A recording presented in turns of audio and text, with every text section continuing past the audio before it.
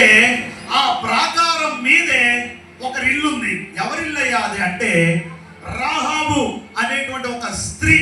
అందరి పేరు చెప్పండి, ఏం పేరు? అందరు చెప్పాలి, ఏం పేరు? బాగా గుర్తు పెట్టుకోవాలి, ఏం పేరు? అందరు చెప్పాలి, ఏం పేరు? రాహాబు అనేటువంటి ఒక స్త్రీ ఆ ప్రాకారం మీదే ఇల్లు కట్టుకుంది. అంటే ఇప్పుడు మీరు అర్థం చేసుకోండి, ప్రాకారం మీద ఇల్లు కట్టాలి అంటే అది ఎంత పెద్ద ప్రాకారం అయి ఉండాలి? అర్థమైంది? ఇప్పుడు గోడ మీదే ఇల్లు కట్టాలి అని అంటే ఆ గోడ ఎంత పెద్దదై ఉండాలి కదా?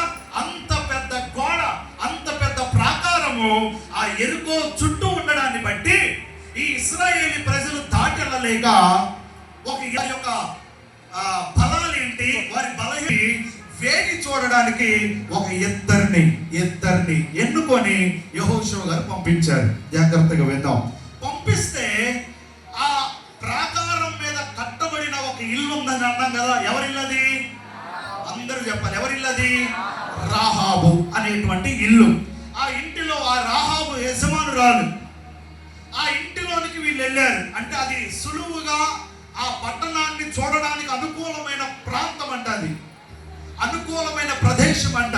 అంటే ప్రాకారం మీదకి ఎక్కడానికి దిగడానికి, ఆ గోడ మీదకి ఎక్కడానికి దిగడానికి మార్గము కలిగిన ప్రదేశం అది. మిగిలిన ఎక్కడా కూడా ఆ గోడ ఎక్కడానికి అవకాశం లేదు. బాగా వినండి. ఇప్పుడు ఇది ప్రాకారం అనుకోండి, దీని మీద నేను ఇక్కడ ఇల్లు కడితే ఏం చేస్తా?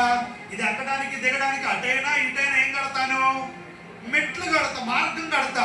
ఈ చుట్టుపక్కల ఎక్కడెక్కాలన్నా కూడా ఇంత హైట్ ఎవరు ఎక్కలేరు. అందుకని ఈ రాహాబు ఇంటికి ఆ వేగి చూసేవారు ఎందుకు వెళ్ళారు అంటే ఆ పట్టణంలో ప్రవేశించడానికి లేక ఆ పట్టణాన్ని చూడడానికి అనుకూలమైన స్థలం ఆ స్థలం, ఆ ఇల్లు. అందుకని ఆ ఇద్దరు వేగి చూసేవారు ఎక్కడికి వెళ్ళారు?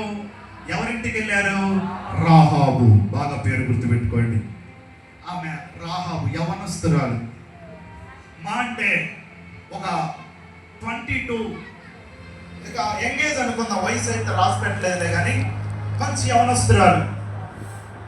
అందంగా, ఎర్రగా, బుర్రగా, మంచి కురులతో, మంచి కనురెప్పలతో, మంచి పెదవులతో, మంచి ముఖ సౌందర్యముతో, చూడముచ్చటగా, అందంగా, చక్కనిదిగా ఉండేటువంటి రాహాబు చేసే పనేంటయ్యానంటే వేశ్య. చెప్పాలి, ఏం పని చేస్తుంది? అందరూ చెప్పాలి, ఏం పని చేస్తుంది?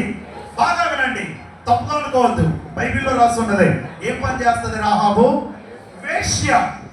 పురుషులు కనబడితే వారిని అట్రాక్ట్ చేస్తుంది.